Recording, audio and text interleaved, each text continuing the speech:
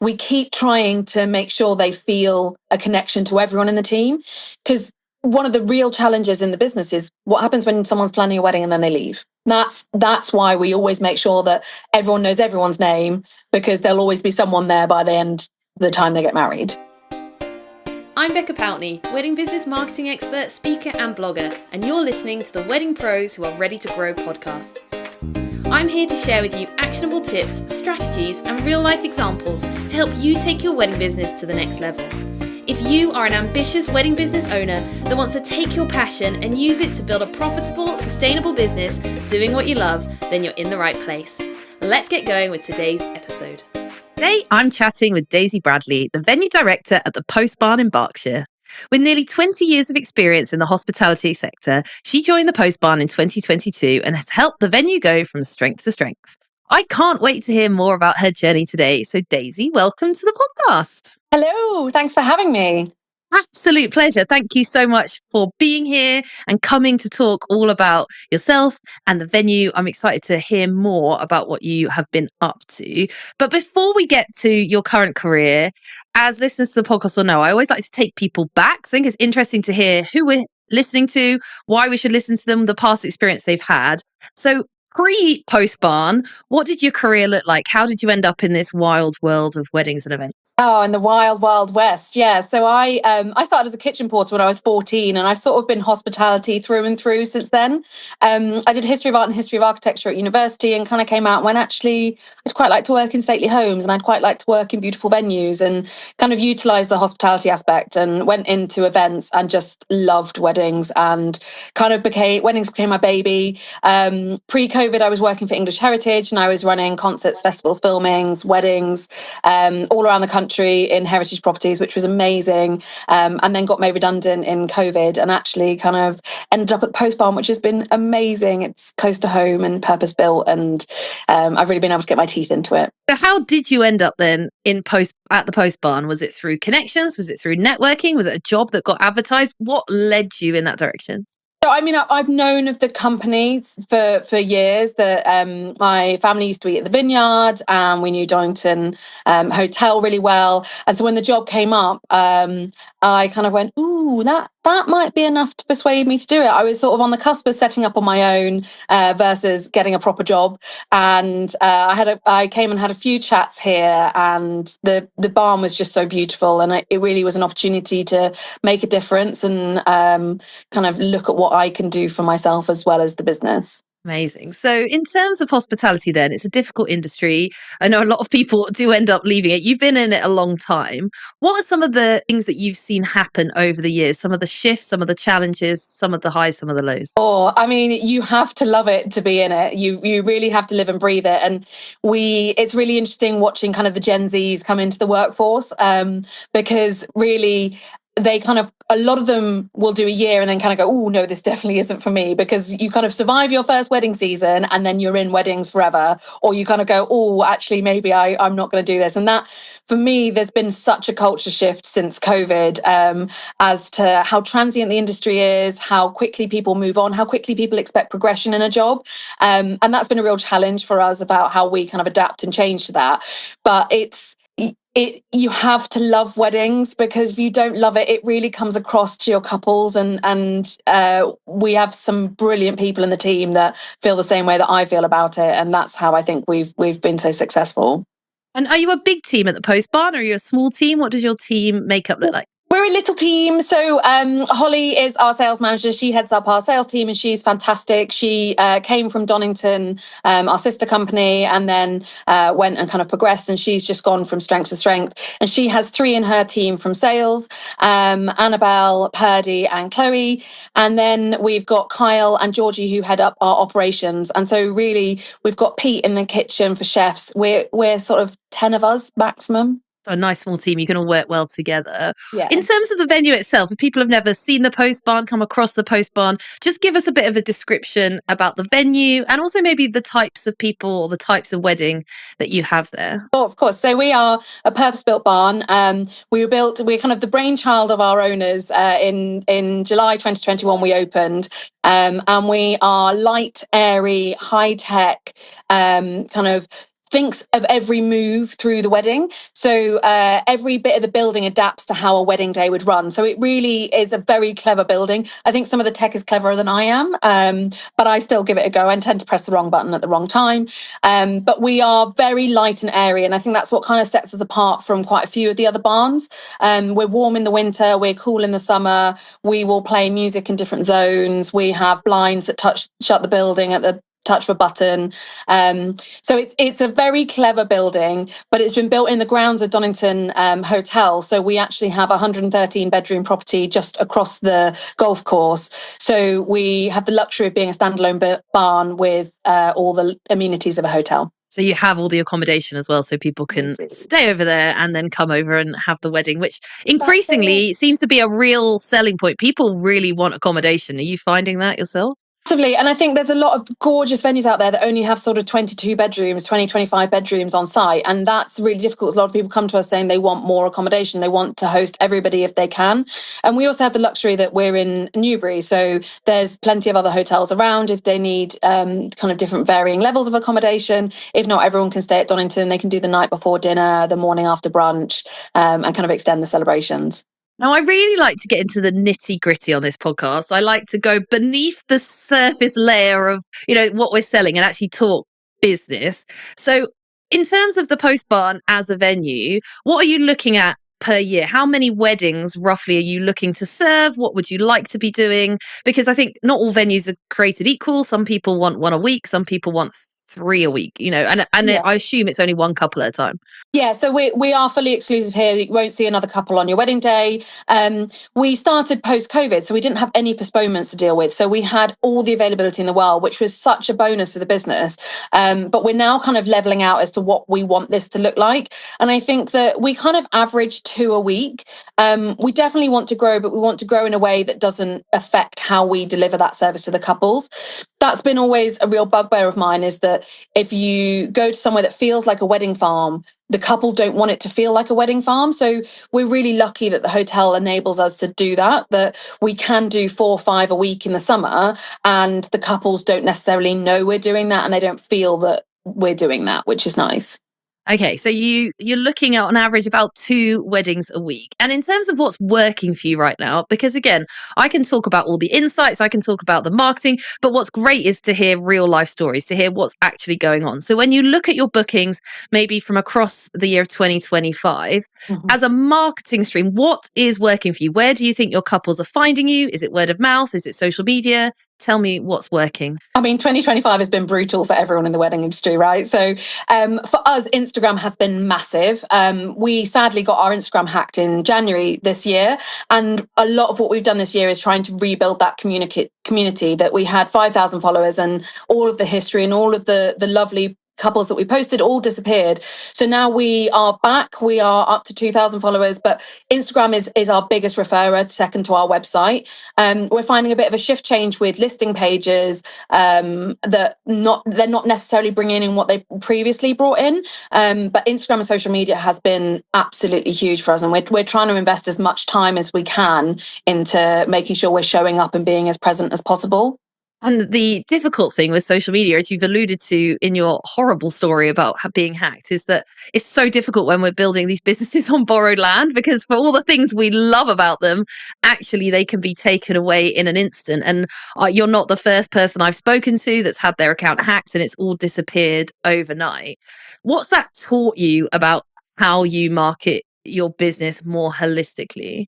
Yeah, so I think we're trying to make sure that we approach each social media kind of holistically, but also how they need to be treated differently. So Instagram, for example, couples want to see quite curated imagery. They don't really want to see too much of the behind the scenes we found from when we've posted, whereas TikTok want to see the kind of raw bones of what we do, the nitty gritty, the behind the scenes. So we are making sure we kind of post everywhere we can, but also we're not just relying on the post being on there. We're saving everything we can. We're backing up. We're kind of making sure that we've got our computer files are all filed by couple, by wedding, so that we can go back and pull on that information. Because I think we just relied so much that it was just going to exist on social media forever, and then it disappeared. Yeah, and that is a thing that I see all of the time, that people's entire businesses are grown and built on a social media platform, which we don't own. Like ultimately, they're great places, but at any time, Facebook, Instagram, Meta, whoever it is, can just go, nah, not anymore. Even if you don't get hacked, they can just switch it off. They could turn it off tomorrow. We're reliant on the meta gods. You're like, great, brilliant. Thanks, Elon. We're doing great. Yeah, well, that's exactly it. So we need to make sure. But I think when stuff like this happens or when we hear about it happening, it just gives us that reminder that our business is more than just a social media platform. Yes, it's powerful. Yes, there's all sorts of things we can do, but actually things like our website and our SEO and our Google presence and our presence in the industry and our PR and all of those things and doing are podcasts. and being on podcasts. Exactly. All of it's important though, because otherwise we're leaving our fate in other people's hands. So just a reminder, as you mentioned that to people, to make sure you're not building your entire business on borrowed land, and also make sure you have 2-factor authentication on. It doesn't always help, but at least make sure it's on so that you can give yourself the best protection. And make sure your face is on your Instagram page, because that's what we really struggle with when we tried to claim our page back. None of our faces were on there. So make sure that you are doing every now and then an introduction post to who you are as a team, so that if you do need to try and claim it back, your face exists. That is a really good tip, actually, for sure, especially for someone like a venue that may not have their face out there. I mean, I'm always telling people to put their face on social media for marketing reasons, but actually you're so right, because they want you to upload a passport verification, all of that kind of thing. If your face isn't there, that's quite difficult to say, I look just like this barn. Yeah, this is it. And that's why we can get our account back, basically. Absolute. Oh, just horrible. But let's move on. Let's not think about the bad things. I'm sure you've learned some good stuff through it as well. So as we are now going into 2026, we're putting 2025 behind us. It has been a tricky year for many in the industry. What do you think are going to be some of the challenges that you're going to face as a venue coming into 2026? What's going on out there that you think this is going to be an interesting one? I think a lot of this, it comes from the rise of Gen Z, right? Gen Zs are getting married and they are consuming wedding content, consuming weddings in a completely different way to how millennials were or Gen Xers were. So we're very much having to adapt our marketing. We're having to make sure that everything is really easily accessible. And it's things that people talk about all the time, but we're going to get the online availability calendar, the online show round booking, because people don't want necessarily the human connection immediately. And that's going to be our biggest challenge in 2026, is how the team adapt to kind of being light touch to start off with before they kind of delve into trying to build that connection. We really need to make sure we're showing up a lot more on our social media, on our website, on blogging, how we adapt with AI in the industry, how we make sure that we're appearing on all the searches. So that's going to be kind of one of our biggest challenges, I think. We're going to be in our busiest year, which is absolutely epic after 2025 to be going into our busiest year. But how do we keep showing up? How do we keep making sure the couple is at the forefront of what we're doing, and how we show that we are humans behind the brand as well? Yeah, and our business is so cyclical, and it's so difficult to keep up with that, because we have a quiet year, so we pour everything into marketing, which then gives us a busy year, but then we're so busy we neglect the marketing, which then ends up in this quiet year. So you're right, finding that balance of staying visible and staying ahead of the game whilst also serving all those weddings is a big one. I think also what you say about technology is interesting, because I think as an industry, we're all about heart and creativity and humanness. And what I'm seeing is we all know that we need to do these systems and the automations, but it's really hard for us to let go of that initial connection, because actually we are people on the whole. Yeah, and I think there's this thing at the moment, I really need to embrace it, but the automatic reply that doesn't come from a human, and you have to kind of embrace that it's not human. But I think if I got that, I'd be really offended by it. And actually, if someone, if a Gen Z got it, they'd be like, this is great. I know that they're responding immediately. They're getting me information. Whereas it's changing that mindset, and it's making sure that everyone in the company adapts to that mindset as well. And also I think the thing is, we forget that we do actually get emails that we know are automated all the time that we don't dislike. And so it's getting that balance in our head, because actually when we fill in we buy something online, we get that automatic email receipt instantly. And not only does that tell us like what we've bought, but actually it's like oh, good, that's actually gone through. Because what I find is that people fill in forms now on websites, and if they don't get something back, they think it hasn't worked. And sometimes they'll fill in that form 3 times. Then they're like, they didn't get it. So actually, different inquiries. we need that, like, it's almost like that little moment of gratification, that little holding automated email for us to go, okay, they've got it, and here's what's going to happen next. And then we can keep that humanness. We don't ever want to lose that of then following up with that personalized reply.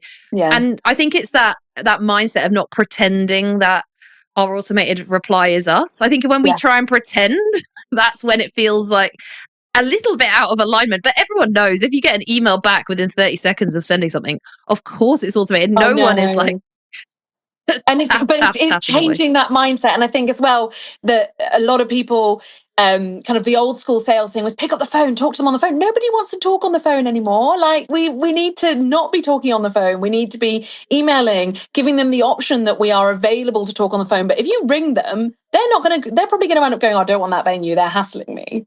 Yeah, or they just don't answer the phone. There's a lot of people that don't answer the phone unless they know the number that's calling them, for sure. But that's been a phenomenon for a long time. We talk about Gen Z, but even going back over a decade ago when I used to work at the radio station, and we used to ring people to say they'd won prizes and they wouldn't answer the phone. Or they would, like, because they just, even then, and so we say, oh, people don't like speaking on the phone now. But actually, I say people haven't enjoyed speaking on the phone for at least a decade. Yeah. So it's time for us to catch up with. But interestingly, people do like talking on Zoom and they like talking on FaceTime. It's something about having that no face call that people do not like doing. That's it. They want to know who they're talking to, right? Yeah, and to have that, again, a bit of a human connection, even though we're trying to avoid it in many ways. I think the other thing that's interesting when we talk about the wedding industry is almost that contradiction, because we're talking about how we need to embrace the automation and the technology and the automated responses and all that kind of thing. And on the other hand, we're also talking about how you don't want the post barn to become a wedding farm, and you don't just want it to be numbers, and you want it to be people. So how are you kind of juggling that conundrum? What are you doing to make your clients feel like a person and feel special rather than just feeling like a number on a spreadsheet? I think a lot of it is when we do events, we like our menu tastings, we only have 15 couples in the room. We can't have just a single couple in the barn because they would be lost, but we do it a lot more intimately. So they sort of come in and they're grouped into kind of the months they're getting married, and there'll be 15 couples in one place. And we make sure that we have all of the sales team, all the coordination team there on the day, so that they're going around and chatting to each couple and knowing them by name. And we try and make sure that everyone knows a fun fact about each couple. So when they come, it's a bit Devil's Wear of Prada. They'll be like, oh, this is this couple, and oh, they got engaged on a beach in Mauritius and it was amazing. And so we try and then reference that back to them. When we send our first inquiry, we introduce every person by name in the email, saying we're a small team. You'll find one of us on the end of the email, one of us on the end of the phone, so that they're automatically feeling like we are people and they can talk to any one of us. So when they pick up the phone, who am I speaking to? Oh, it's Holly. Oh, great, Holly, lovely. I met with you. Let's go through and see how we get on with that.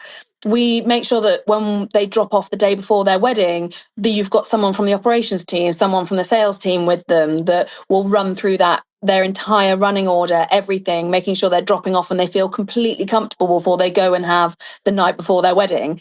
And then on the day, they'll have whoever planned the majority of the wedding with them from the moment they arrive in the dressing room to the moment they're married, and they'll have already met anyone else that's there on the day. So we keep trying to make sure they feel a connection to everyone in the team, because one of the real challenges in the business is what happens when someone's planning a wedding and then they leave. That's why we always make sure that everyone knows everyone's name, because there'll always be someone there by the time they get married.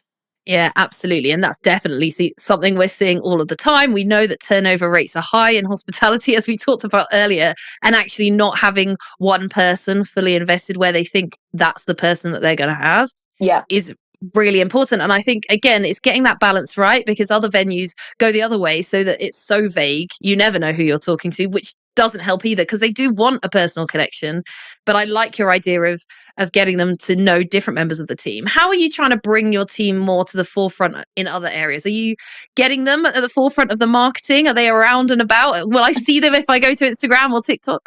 You will. They we have sort of, I tend to be doing the more serious advice thing, and then Holly and the team are epic, but they will do their TikTok dances. They will put the Christmas trees up, and it's great. They have so much fun doing doing it, but Holly was sort of cartwheeling whilst doing the Christmas trees, and then we're skipping with the Christmas lights. So you will see them, most likely you'll see them more on TikTok, having a good time. And then on Instagram, you'll see them being a bit more about what we're doing in the weddings and the professional side of things as well.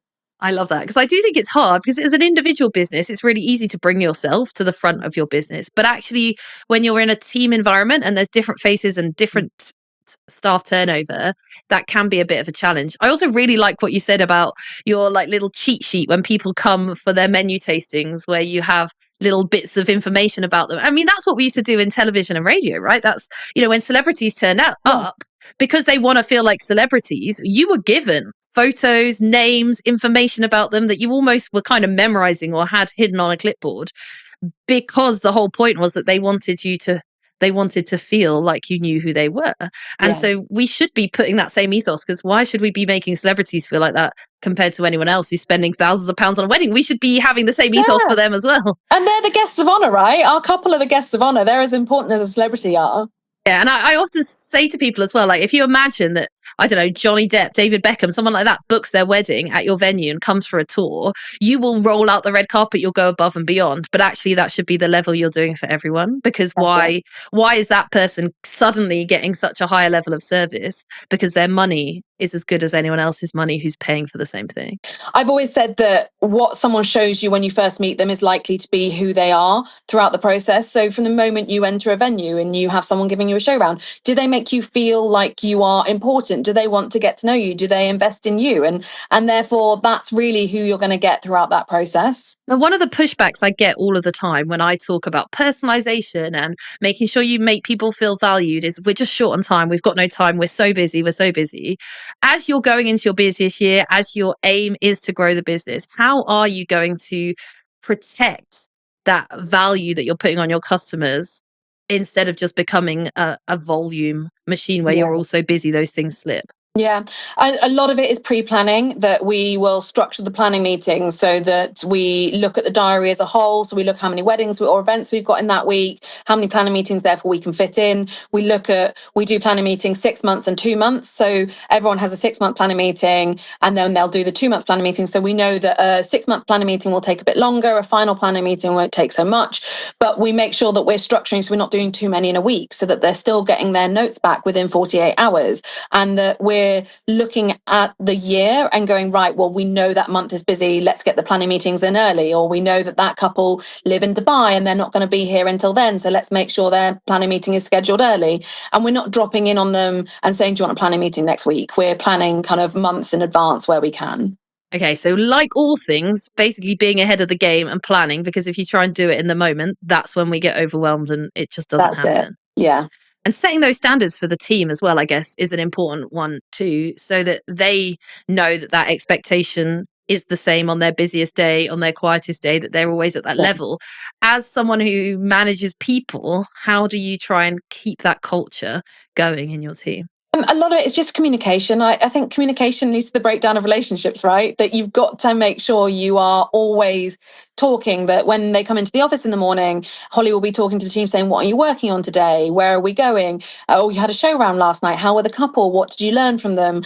And when we're doing our sales meeting, we're going through the show round and knowing everything we can about the couple, making sure that we're touching base on it. And those meetings are non-negotiable, that every week we need to be running through the sales notes. Every week we need to be going through what events are coming up in the next 2 weeks. And then every week I look at the diary for the next month and make sure that we've got everything planned in. So it's just making sure that you've got, even in your busiest times, there's a couple of meetings or a couple of blocks in your time that are non-negotiable, that doesn't matter how busy you are, they're still going to happen. And that means you make sure everyone still gets that touch points, everyone still feels the love, because you're constantly making sure you show up. Yeah, really, really important and so helpful. Okay, let's flip it on the other side of things, because I know there'll be a lot of people listening to this who aren't working in venues, and maybe they're individual suppliers, photographers, cake makers. And the number one question they always have is, I want to be a recommended supplier at a venue. I'm sure you hear this all of the time. So every venue has a different system. Every venue works very differently. For your venue, how do you build relationships with suppliers? How do you make that happen for people? Yeah, we get it a lot. And I do understand we are very, very keen that we look after our suppliers. And I think when you speak to people in the industry, a lot of people will say, oh, the Post Barn, they make sure that they actually care about suppliers. And someone asked me whether that was a business decision. And I said, no, it's not a business decision. I just used to be that person. I used to helicopter into venues and deliver and not know if I could get a glass of water, not know, like have to beg for a cup of tea. And I never want people to feel that way when they come to the venue. So all of our suppliers will get soft drinks, tea, coffee, whatever they want. We do a 3-course meal for anyone that's here all day. We make sure that they're briefed. We make sure they've got a space to go to. We really look after them. And so a lot of suppliers ask us, we want to be on the Post Barn list. But ultimately, the only people we put on our list are people we've worked with repeatedly, and we've had excellent feedback from not just our couples, but also from our team. And sometimes I understand sometimes a supplier will turn up on site and maybe have a bit of arrogance about that they know what they're doing, even if they've never worked at our venue. And we're very much kind of going, let us talk to you about how it works here. And they're like, no, we know. And that's the sort of feedback we'll get from someone going, well, they weren't overly supportive of us trying to help guide them throughout the day. So we review our supplier list once a year. And it is rare that we add suppliers on. And really, ultimately, it's more about kind of keeping and maintaining the relationships we've got. We kind of have our internal family suppliers as well as our supplier list. And they're people like Harrison and Green, KTB, Chris Kemp, Club Kudo. They're people we work with all the time that if we need anything, they will be here and they will do it. If a couple is let down by their photographer, we'll ring up Chris and say, Chris, are you available next week? And he'll go, I'll drop everything, I'll be there. So it's very much about if you work closely with the venue, nurture that relationship.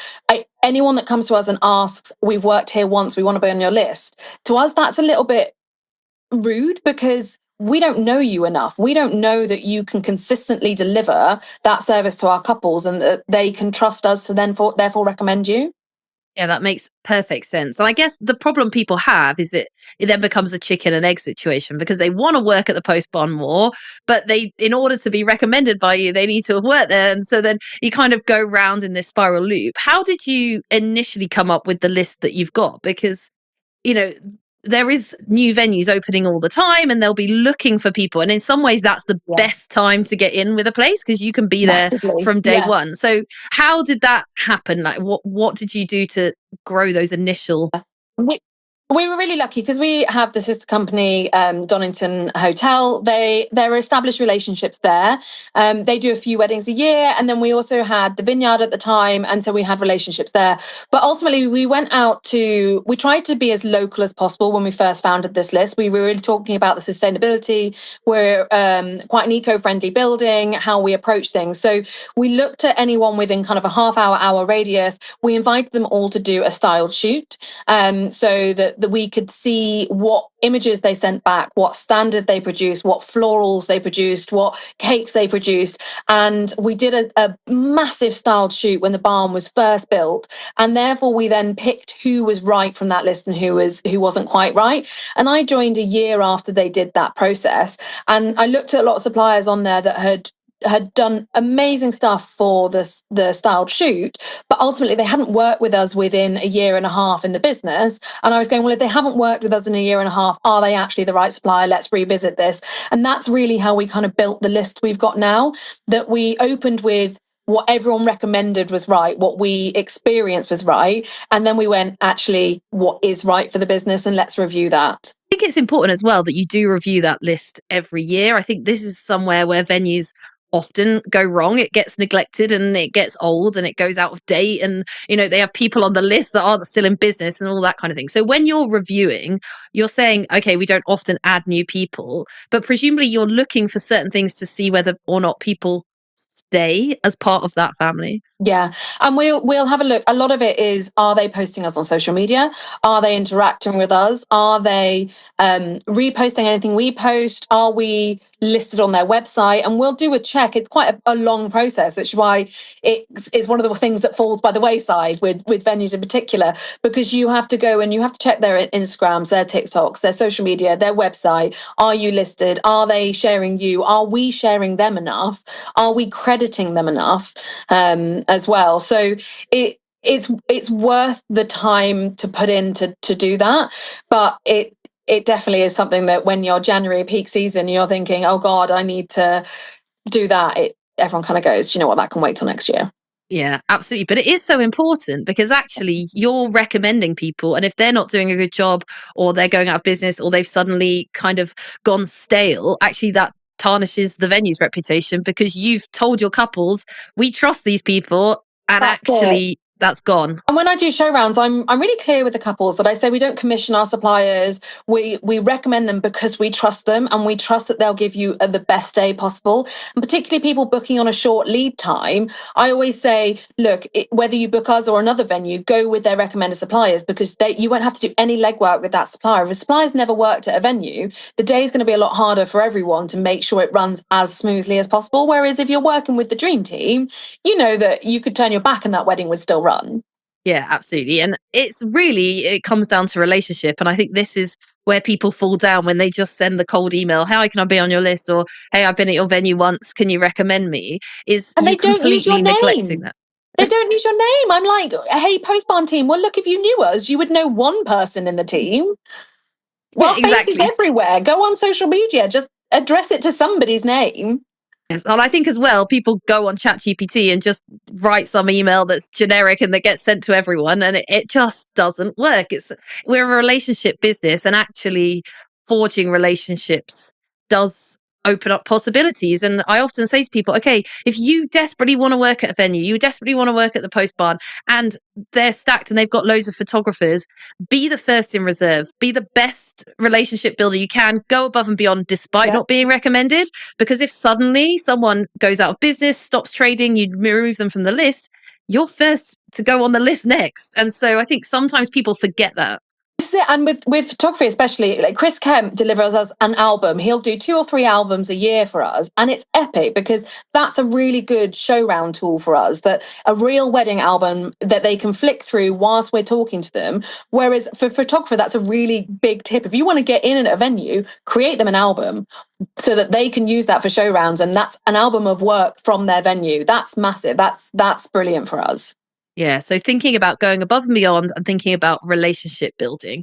And what about, you mentioned it a little bit, but what about the other way? What are you doing and being proactive in to make your venue a place where suppliers want to recommend? Because actually, I was reading some stats this week about the percentage of people that are choosing their suppliers based on other suppliers' recommendations, not just the planner anymore, across the board. So what are you doing proactively to be the venue that these people want to be working at and recommending? I think the feedback we get consistently, I mean, we put stuff on social media and you'll get a supplier that worked here once saying, I can highly recommend that venue because of how they treated me. And it is just making sure that they're treated like humans when they're here, that we do the follow-up, we communicate in advance what time access is, how they can get in, where they can park. Afterwards, if we have the capacity, we'll say thank you so much. If they've gone above and beyond for us, we'll make sure that they're followed up. We have a supplier tracker where we have every single wedding with every single supplier, so that when we're looking back, we can go, oh, when did that supplier work here? Let's go and check in with them.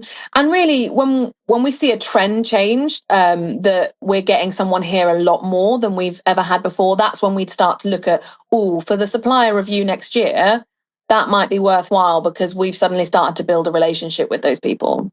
Yeah, really, really interesting to look at the data as well. You definitely track more than I'm sure a lot of other venues do as well. I love a spreadsheet. The team hate me for it, but I want to track all the data. I want to analyze it. I want to know how we're pacing, what are we doing. That's really my baby. Yeah, but I'm with you because I think data is important because it actually gives us real results and tells us real stuff rather than just what we're thinking or feeling. Oh, that person's nice, we should put them on our list. So actually, let's actually look at the information here and whether or not it's going to serve our couples and whether or not there's actually a worthwhile pursuing that relationship.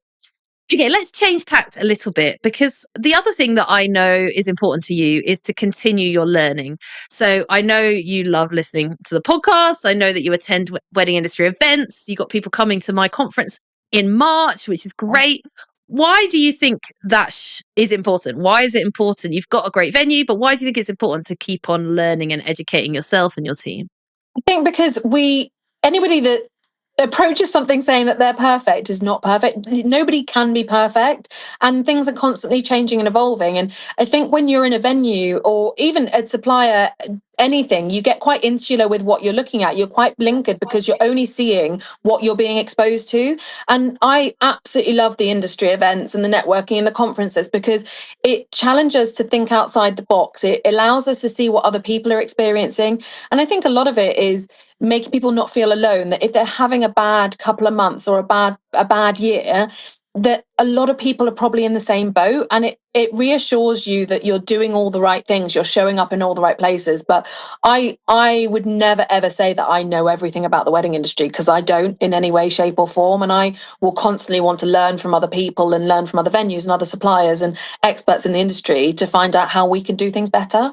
I think that's a really healthy attitude, because you also come across people who've been around a long time and think they don't need to do that anymore. They've reached a peak. But as we've said throughout this conversation, the wedding industry is cyclical, and we're always having to find new clients. It's not that we can live on this bank of repeat clients, because we need new people all of the time, and the people are changing and the generations are changing. And I think whenever in any part of business, if you get to a point where you think, I don't need to learn anything new anymore, then that's the time when you're going to start going backwards, because we all need to learn stuff. And, in the wedding industry, I mean, you've got a team, but you're a small team. We're having to wear all the hats. And so we're having to do the social media and the marketing and the sales and the delivery of the actual products on the day. And it's impossible for us to keep up with all of those things on our own, because otherwise we'd just be drowning. Hugely. And I think it's really interesting that we are only marketing to them once. They're only getting married once. So when you're marketing a wedding venue, you can actually reuse a lot of your imagery, because you've got a different audience. Yes, you have the nurturing of people that have got married in the previous couples, but ultimately you're trying to market to sell more weddings, to attract more couples. So you have to just keep showing up and nurturing everyone on your thing. But really it's about new couples. How do you get new business? How do you generate new business? What are you doing to get that? Now, the couples themselves, I've been talking on stage about how, we're seeing Gen Z, we are seeing a slightly different change in consumer behavior. We've already talked about not liking to be on the phone. Have you seen any other shifts? Because one of the things people have been talking about is that length of time that people are taking to either choose your venue or to suddenly get married. Are you seeing any trends? You love the data in the post barn. Yeah. Is that time shrinking? Is it growing? What are you actually seeing out there on the ground? Oh, we've seen a complete change in the last couple of years. Previously, people were booking 12 to 24 months out. Now they're booking 6 to 12 months out. That we sold a wedding last month for December 20th. It's crazy that a lot of people are going shorter lead times. It's kind of, they're kind of going, oh, let's get engaged. Right, let's just get married. Why are we going to waste time? Let's just do it. Which is a completely different attitude. For us, we've seen a massive change in our peak season. That previously wedding venues were always busy in June, July, August. Those were your peak months. You couldn't really do anything in those months other than that. March, April, May for us is crazy. That we have sold every Saturday, every weekend. It's really taken off. And now April is our busiest month of the year consistently. When you look right up to 2027, we are nearly fully booked for April 2027. So we've seen that people, and I think that's really that if you're going to pay to get married in peak season, you want it to be sunny. Well, actually, why don't we get married in off-peak season, and then the weather might be kind to us? We've seen a real change with it. Yeah, and I think the short lead time thing is really interesting, because I actually think, again, it's so different to what we've experienced for the last couple of decades in the industry that it feels scary. It feels scary to go into a year, because before you could go into a year with pretty much the year was sorted. And now, because of those shorter lead times, we can go into a year and we're not as booked as we want to be, but that doesn't mean we won't be. You look at your gaps and you're like, okay, well, realistically, will that sell? Well, 5 years ago, no, but now maybe we might. Yeah, exactly. What about the gap? Are you seeing any change in the way that people contact you, or the gap between them touring and actually booking? Or are you seeing that that's stayed the same? Interesting. Previously, I think people would view maybe 3 venues and be done. We're seeing a lot more people that either view 1 or 2, or they're viewing 8 or 9. So by the time they're 8 or 9 venues in, they're totally burnt out, and the partner definitely is just like, just make a decision. Like, we just need to book something. But I don't know when we went back to viewing multiple venues.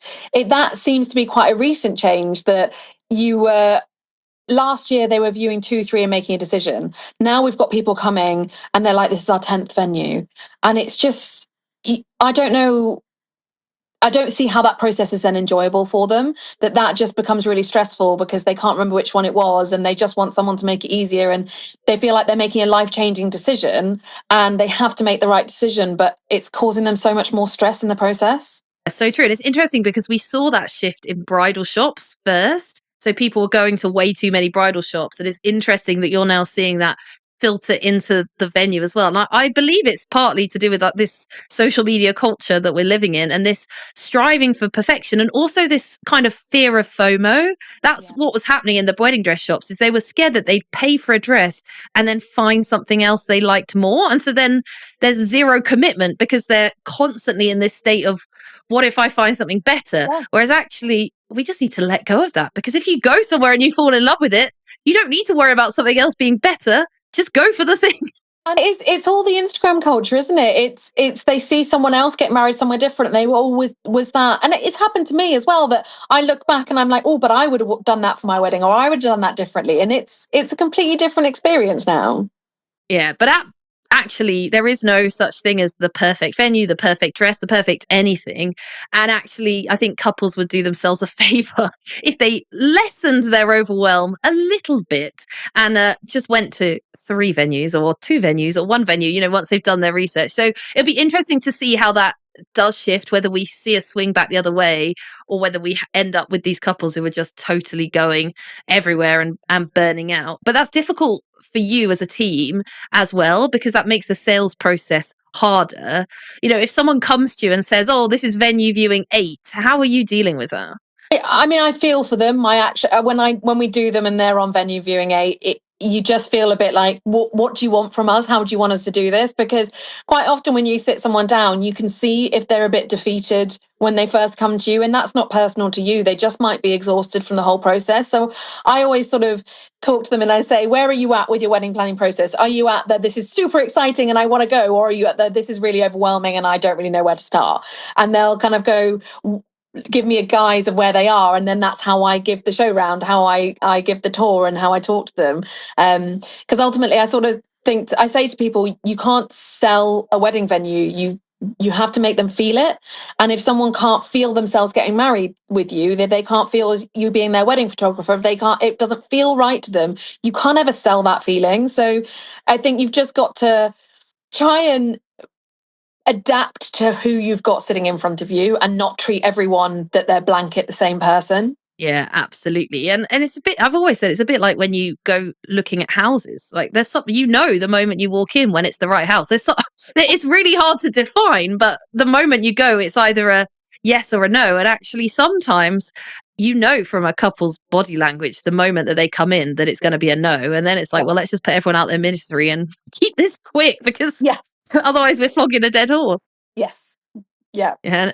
It makes it difficult. But yeah, I think we are going to see more of it. I think we need to be more intuitive and more considering where people are at, because I think that we are seeing this shift where couples are under this huge amount of pressure that they're putting on themselves to find perfection. Yeah. And we need to understand where they're coming from. And also they're overwhelmed.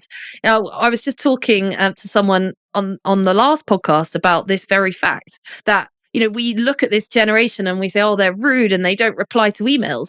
But actually, let's see it from a different perspective and realize actually they're just overwhelmed. They're stressed. They're anxious. They're panicky, and they don't actually want to say no. I totally get it. And I never thought I'd be that person. And then when you send out the inquiries and you get 15 long emails back giving you all the information, you're like, I don't even know where to start. How do I even say, oh, I don't think so? And then you don't want to send a one-liner. So then you have to put time and effort into it. And then you don't have the time to put it into it. And then you just think, oh, well, I just won't reply. Yeah. We've all done it. And then you wake up in the middle of the night 4 weeks later being like, oh God, I didn't reply to those people. Yeah, exactly. So we need to take it less personally. And the other example I use on stage, I say, sometimes I accidentally ghost my friends. Like my friends will message me about going for coffee or let's meet up or let's go for a drink soon, send me some dates. And then, life happens. And like 3 weeks later, I'm up in the middle of the night thinking, I never replied to them. So I think, well, if we can ghost some of our closest friends, of course we can accidentally ghost a wedding venue that actually we have no relationship with whatsoever other than one quick tour around it. So if you're following up and going, just wondering if you're still considering our venue, why is anyone going to reply to that email? Yeah, exactly. You've got to at least make it worth replying to, or at least engage them on a different level. Yeah. Daisy, this has been a great conversation. I'd love to know, where is the Post Barn going next? What are your big plans? What are your big visions for the next couple of years? Oh, well, we want to do more. We definitely want to keep up with the trends. Ultimately, I want to do more weddings, but I want to make sure we're maintaining that standard. So we are probably going to be doing more styled shoots. We're going to be kind of putting ourselves out there more. I'd like to look at adapting a little bit. We're going into our 5th year of business, so I would like to do maybe a bit of a refresh or a bit of an expansion, have a look at what we can do with the space we've got around here, and ultimately what we can do to make our couples' experiences better with the team and development. Love it. Loads and loads of great things on the horizon for you, I'm sure. If people want to find out more about you, they want to find out more about the Post Barn, where are the best places for them to go? And I'll share them all in the show notes. So Instagram is your first port of call for the Post Barn. We have got the lovely website and we are showing up on TikTok, but maybe not in the most professional manner. Well, that's even better because no one wants a professional TikTok. TikTok should be raw, authentic, and fun. So if you're hitting that brief, to be honest, I want to go and see your team doing cartwheels while putting up Christmas trees. So you've sold your TikTok account to me because that's where I'm going to be going next. You've got to keep it real and keep it interesting. And just remember, if you're listening to this, don't send Daisy an email saying, I'd like to be on your list. If you're interested in the Post Barn, reach out, chat to her, build a relationship. But this isn't your invitation to be on her list. But I'm sure you're happy to hear from people if they've enjoyed the conversation. Absolutely. No, it'd be fantastic to hear from people. Now, Daisy, I always end my podcast with the same question. So I'm going to pose that to you now. And it's this: what's one thing you personally wish you'd known sooner in your business? I think it's that perfection isn't the end goal. I think we all start out fresh-faced when you first come into this, thinking that I'll get to a point where I know it all and I will be the perfect venue and I'll be the perfect manager and I'll be the perfect person. But ultimately, that really doesn't exist. So we're all human, and let's just continually strive to get to some semblance of perfection, but perfect isn't the answer. Love it. Someone I know wrote a book called Done is Better Than Perfect. And I highly recommend it if anyone wants to buy a copy. But no, seriously, I think the ethos is right. I think so often we put too much emphasis on this idea of one day we'll get to the place we want to be. But actually, it's not like that. It's an evolution, an ever-changing situation through our life, through our personal life, through our business life. And it's all about just doing things a little bit better and a little bit differently every day. Daisy, it's been so fun to talk to you. Thank you so much for your time. And I look forward to seeing you very soon. Oh, thanks for having me, Becca. What a great conversation. I always like chatting with people and going deep underneath the sales pitch of the business to find out what's actually going on out there, what's going on at the heart of a venue, what are they seeing, what are the trends on the ground. I hope that you've enjoyed the conversation. If you're interested to find out more about the Post Barn, do go and check out Daisy and the team and maybe go and see their cartwheels over on TikTok. I'll see you next time.